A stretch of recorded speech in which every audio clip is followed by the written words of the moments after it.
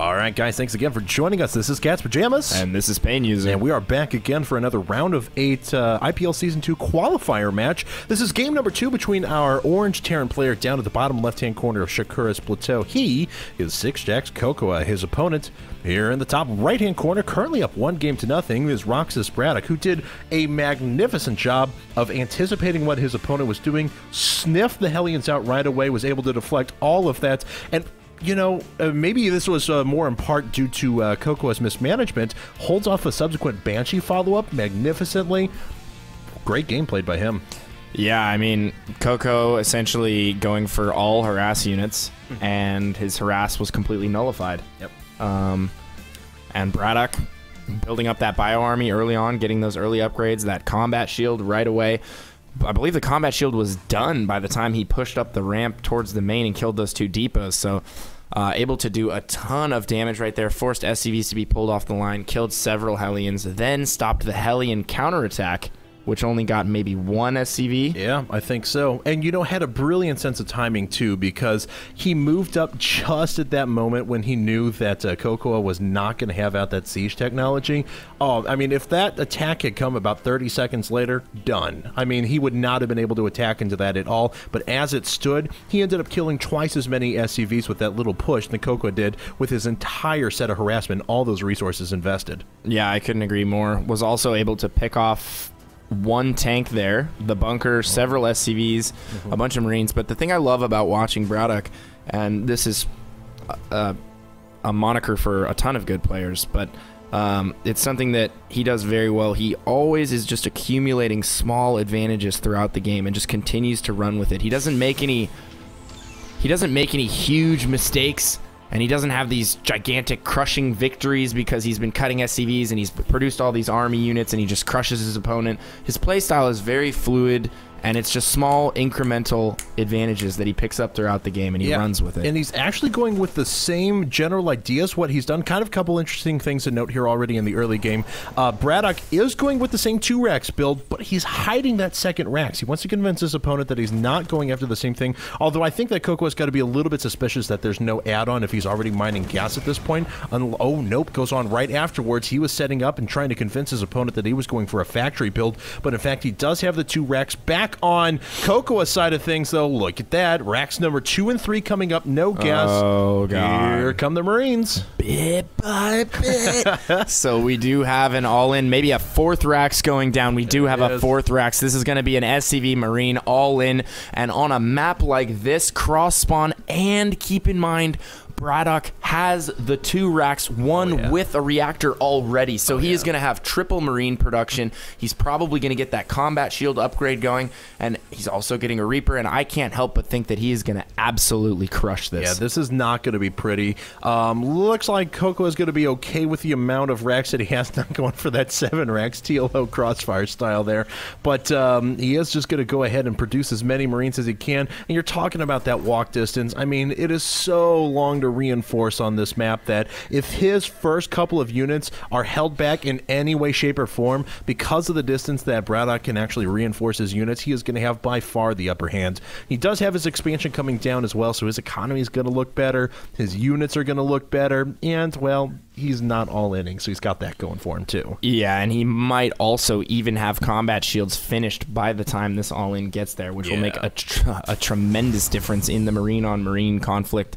And not quite pulling the SCVs yet, is sending out, okay, there we go, now just starting to pull some of those SCVs. If you're going to 4 racks like this, you might as well pull, you know, 80-90% of your SCVs. I don't know if he thinks he's going to transition out of this or what his plans are, but he's certainly not going to be able to. Just now bringing the all-in, and oh, the Reaper in the main of Coco right now.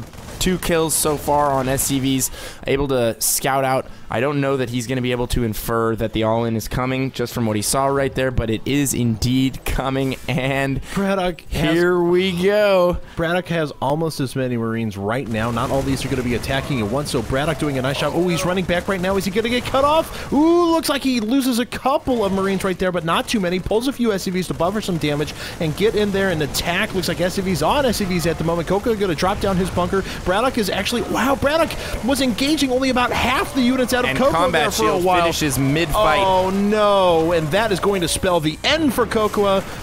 if he thought he was going to transition out of this, I simply don't see how that's going to be possible. Now Brattock has gone ahead and established his second base. He's calling down multiple mules. He's going to be able to produce 2 SCVs at a time. There he goes. He's got stim pack finishing. He's got +1 coming up, and he still has enough Marines to deal with the force that's coming out of CoCoA, especially because he's got a couple more coming out right now. Yeah, that was a great hold by Brattock right there. Combat Shield couldn't have been more timely. And CoCoA's still up on supply, but keep in mind Brattock is double muling. He has 2 command centers. He can afford to lose a ton of SCVs right here. If we look at the income tab, they are relative. Okay, CoCoA is down 5 SCVs, and he's pulling the rest of his SCVs for bit by bit phase 2. Phase 2 probably not going to be as successful as phase 1. We'll have to see, but he does have quite a few Marines outside the main right now, and that bunker is going to be so crucial. I think it is going to finish before the all-in gets there, and that bunker is going to be able to hold off just about anything. He's going to have to pull some SCVs and repair that, and it does go down. Marines loading into that bunker immediately. SCVs already pulled off the line. That bunker goes down very quick, but I think should he pull his SCVs from the main, which Brattock is probably going to do, he might not even have to. Oh, losing several Marines. Brattock might actually be in a little bit of trouble here. He's going to lose a considerable amount of SCVs, but he does have Marines popping out of his racks, is reinforcing right now, and this is coming down to the last few Marines here. What he needs to do is pull his SCVs from the main and just absolutely crush this. There we go. There it comes. Here it comes now, so the rest of the Marines are not going to be attacked. They're sitting back. The SCVs are buffering the damage. CoCoA is going to be forced back, now going to do a little bit of economic damage. The unit tab suggests that Brattock still does have the economic lead. CoCoA is going to be forced back. He's up by 5 workers, and he still has double mules coming down, so he's just fine, and now he has as many racks as CoCoA has as well, so he's going to be able to outproduce his opponent. He's out-upgraded him. The stim pack is just about to finish as well. +1 armor's coming up, and he is going to be just fine. Brattock now regaining the supply advantage. Think that CoCoA may want to make one big last attack. Did he pull the rest of his SCVs? Yes! There they are! Bit by bit, times number 3 phase here. 3. There it is. Launch to phase 3! Here it comes, bit by bit. He's going to make his way in. Is Brattock ready for this? I actually built up to that. That should have been the attack right there. Sorry, guys. Broadcasting timing's off. But here we go. Here comes CoCoA now. This bunker is actually going to finish. Stim is done as well. Stim is going to make this a not very pretty fight. Here comes Brattock. He's going to kill the rest of those units. Gets into the bunker as well. Oh, dear God. It's a massacre. And there is the GG. Very well played by Brattock. Great holds. Great read. I love that build, safe to something like that. That's another reason why that build is so good. You get that early reactor. You essentially, I mean, he was essentially down by 1 Rax, but plus a CC. Yep. And I mean, that's a great position to be in, but and it was all in the walk distance there too. He could afford to lose a few SCVs. He could afford to lose a little bit of an engagement right there because he could reinforce so quick. CoCoA had to stream those across the map. And if we even take a look at the map right now, look how spread out these reinforcement Marines are, and look how many he was streaming in. Had he had a quicker walk distance and been able to walk those up at the same time, might have gone differently. But I mean, why pick a build like that on a map like this? It's just, it's unexpected. It's very unexpected. It's true. It may work. He probably wasn't expecting a 2 Rax opener out of Brattock. That's for sure. But either way, Brattock taking the series 2-0. He will be advancing. Congratulations to Brattock. And if you guys enjoyed that series and want to know when me and Cat's Pajamas are going live, we often post that and other updates on our Twitter. You can find me at PainUser on Twitter. And you can find me at Cat's Pajamas SC2, CATSPAGAMAS SC2. Guys, hope you guys have enjoyed that. We'll catch you guys next time. Don't go anywhere.